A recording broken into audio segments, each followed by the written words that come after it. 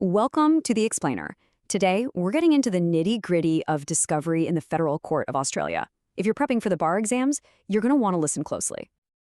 Okay, let's dive right in. Look, this isn't about just reciting the rules from a textbook. We're going to turn these rules into your actual strategic playbook for the exam.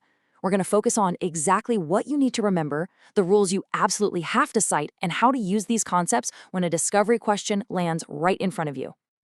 So, here's how we're going to tackle this. We're going to walk through it just like a real discovery application would unfold, starting with the big idea behind it all and taking it right through to the common traps you'll face in practice, and definitely on your exam. All right, first up, the absolute foundation. Before you even think about asking for a single document, you have to get your head around the why of discovery, and that why is all wrapped up in Rule 20.11. Now, this is so important. Rule 20.11 is not just some nice-sounding phrase. It is a mandatory gateway. You can't even get your foot in the door to apply for discovery unless your request passes this test. It's hurdle number 1. You have to be ready to argue how what you're asking for is going to make the whole case quicker, cheaper, and more efficient. That is the soul of Rule 2011. So this slide really gets to the heart of a classic problem the rules have to deal with. You're in this bind, right? You've pleaded your case, but you have a strong suspicion you need the other side's documents to properly lay out all the details, to particularize your claim.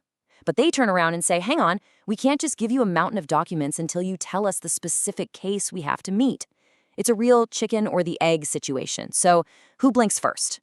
Well, the courts have a very practical way out of this mess. What will most likely happen is the judge will tell you to provide the best particulars you can right now with the info you've got. Then, based on that, the court will order discovery. And here's the crucial part. They'll give you leave to come back and amend your pleadings after you've seen the documents. It's a really smart, staged approach. Okay, let's move on to our second big principle. It's one thing to have a guiding philosophy, but who's the one actually enforcing it? Who's the gatekeeper for this whole process? You have got to commit this one to memory. Rule 20.12. This is a bright-line rule that completely changed how discovery works. It means discovery is not an automatic right you just have. Not anymore.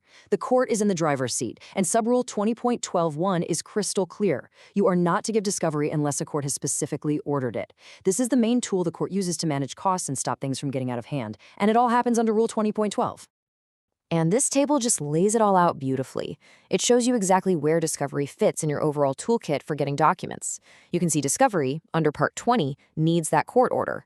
So does a subpoena, under Part 24, which you'll notice you can use on people who aren't even parties to the case. But then you have a notice to produce under Part 30 for specific documents, and that doesn't require leave. Knowing these differences is a classic exam question, so get familiar with it. Right. So we know the why, that's Rule 20.11, and we know the who, the court, thanks to Rule 2012. Now for the really practical stuff, the how. How do you actually make the application? Well, Rule 2013 is your guide. Think of Rule 20.13 as your procedural roadmap. You can't just jump the gun. Subrule 2013.3 is a big one. You have to wait 14 days after the pleadings have closed or after the other side files their affidavit. Why? To make sure the issues in the case are actually defined before you start demanding documents. And then when you do file, you have to be clear about what you want. Are you after standard discovery or something more tailored? And that leads us perfectly to the next critical idea. Just because you're applying doesn't mean you get a blank check to ask for everything. You have to define what you're looking for. The default position under the rules is called standard discovery, and that's all governed by Rule 20.14. And the key phrase you need to know here is directly relevant. Now, directly relevant is not some fuzzy, vague concept. It has a very precise legal definition, and you'll find it in Subrule 20.14 too. You absolutely need to know this. Think of it like a filter, and it's designed to stop parties from demanding every single document that's only slightly or tangentially related to the case. And here they are, the 4 limbs from Rule 20.14.2. For a document to be discoverable under that standard order, it has to fit into at least one of these boxes. It's either a document they plan to rely on, a document that hurts their own case, one that helps your case, or one that hurts your case. That's it. This is your checklist, both for when you're framing your own request and when you're fighting against theirs. Okay, finally, let's talk about the classic objection. You will see this, I guarantee it, both in your exams and in practice. The second your request starts to look a little too broad or speculative, the other side is going to stand up and yell, "Objection! It's a fishing expedition!" This quote just nails it, doesn't it? It perfectly captures what fishing really means. The key idea is this. Fishing is when you don't actually have a case yet and you're trying to use discovery to find one.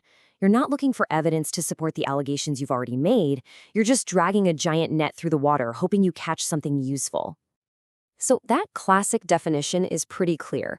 But as our source material shows, the court's thinking on this has definitely evolved over time. So has the whole approach to fishing changed? The short answer is yes, big time. The focus today has really shifted. The question a judge is more likely to ask now isn't just, are you fishing? It's, is your request oppressive? Is it just plain unreasonable? Is it unduly burdensome? Is it going to cost the other side way too much time and money for what you're likely to get out of it? So the objection has become less about pure speculation and more about the practical, burdensome reality of the request. So let's put it all together. This is it. Your 5-point checklist for any discovery problem on the exam. 1. Start with Rule 20.11. Does your request serve that overarching purpose? 2. Don't forget Rule 20.12. You need an order from the court.